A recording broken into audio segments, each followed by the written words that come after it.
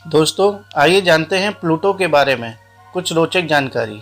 Pluto की खोज करने वाले वैज्ञानिक का नाम क्लाइड विलियम्स टॉमबर्ग था। प्लूटो की खोज 18 फरवरी 1930 में हो गई थी। प्लूटो के उपग्रहों की संख्या 5 है।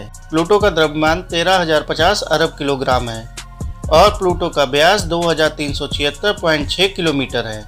प्लूटो का आकार पृथ्वी के आकार का 18.5% है। प्लूटो को आप ग्रह क्यों नहीं कहते हैं, आइए जानते हैं।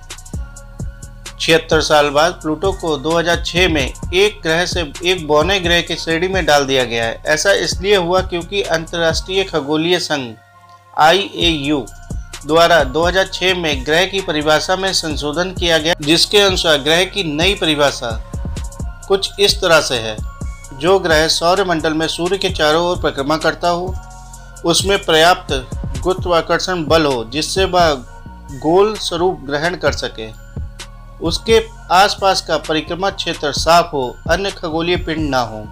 और इस परिभाषा के अनुसार प्लूटो को ग्रह नहीं कहा जा सकता, इसलिए इसे ग्रह की श्रेणी से हटा दिया गया है। प्लूटो जब सूर्य के सबसे नज़दीक होता है तब इसका वायुमंडल जहरीली गैसों से भरा होता है, और जब यह सूर्य के बहुत दूर होता है तो इसका वायुमंडल जम जाता है और बर्फ की तरह दिखने लगता है। प्लूटो में दिन और रात का समय बहुत ही लंबा होता है। यहाँ एक दिन का समय पृथ्वी के 6 दिन 9 घंटे 36 मिनट के बराबर होता है। इसके घूमने की रफ्तार इतनी धीमी कि प्लूटो में एक साल का समय पृथ्वी के 248 साल के समय के बराबर होता है। प्लूटो का 1/3 हिस्सा पानी है। यहाँ पानी बर्फ के रूप में है, जो पृथ्वी के सभी महासागरों की तुलना में 3 गुना अधिक है। शेष 2/3 हिस्से में चट्टानें हैं। प्लूटो की सतह बर्फ से ढकी हुई है। इसमें कई पर्वत श्रृंखलाएं और गहरे अंधेरे गड्ढे हैं। प्लूटो पृथ्वी के विपरीत दिशा में घूमता है, जिसका अर्थ है कि यहाँ सूर्य पश्चिम दिशा से उगता है और पूरब में डूबता है। दोस्तों, अगर पृथ्वी पर आपका वजन 45 किलो है तो प्लूटो पर आपका वजन लगभग 3 किलो होगा। प्लूटो तक पहुंचने में सूर्य की रोशनी को लगभग 5 घंटे लगते हैं, जबकि इसे पृथ्वी तक पहुंचने में 8 मिनट लगते हैं।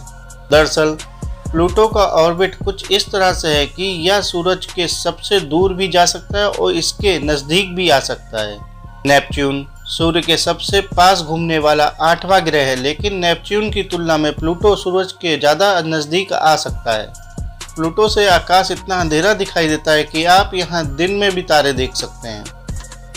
जब प्लूटो को एक ग्रह माना जाता था तब यहाँ सभी ग्रहों से सबसे ठंडा ग्रह था। प्लूटो का तापमान -240 डिग्री सेंटीग्रेड से -218 डिग्री सेंटीग्रेड तक हो सकता है। प्लूटो के पास अपना 5 चंद्रमा या उपग्रह है। सबसे पहला कैरन, इसकी खोज 1978 में हुई थी। उसके बाद हाइड्रा, इसे 2005 में खोजा गया। उसके बाद निक्स, इसे भी 2005 में खोजा गया। उसके बाद कैवरोज P4, इसकी खोज 2011 में हुई थी। और स्ट्रिक्स PS, इसकी पहचान 2012 में हुई।